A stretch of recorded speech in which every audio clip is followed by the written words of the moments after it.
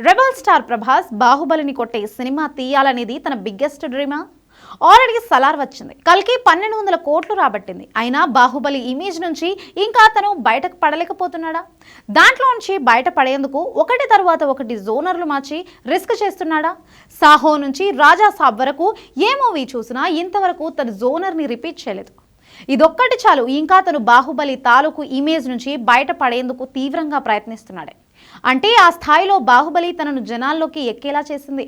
అంతకు మించేలా తను మరో పాత్ర జనాల్లోకి ఇంజెక్ట్ అయితే తప్ప తన మీద ఫ్యాన్స్తో పాటు ఆడియన్స్ అంచనాలు మారే అవకాశం లేదు.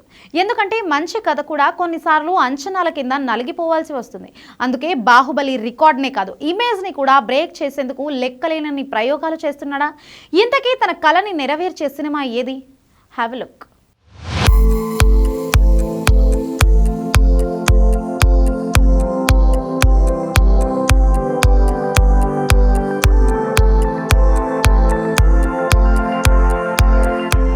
రెబల్ స్టార్ ఎప్పుడు 10 ఏళ్ల క్రితం బాహుబలిలో పాన్ ఇండియా స్టార్ అయ్యాడు. బాహుబలి 2తో ఇక బాహుబలి అంటే ప్రభాస్ తప్ప మరొకరు గుర్తురానంతగా 1850 కోట్లతో అప్పుడో సినీ సునామీ క్రియేట్ చేశాడు.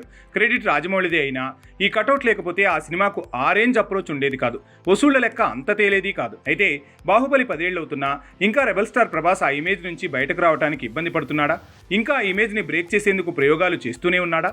నిజానికి బాహుబలి 2 భాగాలతో ప్రభాస్కి ఊహించలేనంత ఇమేజ్ దేశవ్యాప్తంగా వచ్చింది.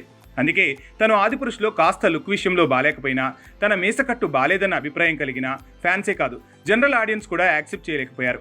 ఆ కటౌట్కి తగ్గ కథ, పాత్ర, గెటప్ లేకపోతే రెస్పాన్స్ భయంకరంగా వస్తుంది.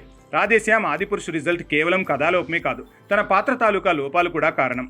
ఐమాక్స్ స్క్రీన్ మీద షార్ట్ ఫిల్మ్ని తెర మీద ఒక మూలకు వేస్తే ఎలా ఉంటుంది? ప్రభాస్ లాంటి కటౌట్ని అలా తలా తోకాలేని పాత్రల్లో చూపించిన తన ఇమేజ్ క్రేజ్ని వృధా చేసినట్టు అవుతుంది.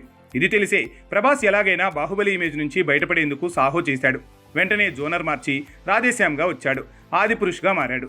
తర్వాత సలార్తో మాఫియా డాన్, కల్కితో కర్ణుడిగా, ఇలా ఏది చేసినా జోనర్ చేయకుండా ఫ్లేవర్లు మారుస్తూ వచ్చాడు. ఎలాగైనా జనం తనని బాహుబలిలా చూడటం మానేయాలి, అప్పుడే తను ఏ ప్రయోగం చేసినా జనాలకు రీచ్ అవుతుంది.